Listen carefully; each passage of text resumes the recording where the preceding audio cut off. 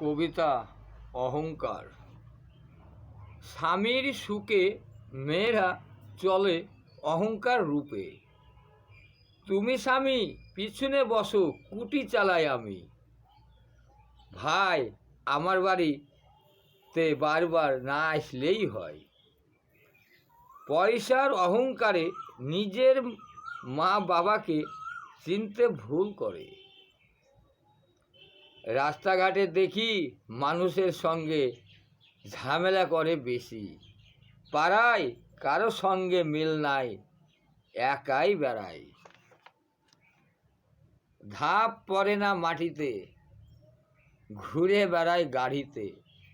পরে না শাড়ি, জিন্সের প্যান্ট, চোখে চশমা, হাতে ঘড়ি।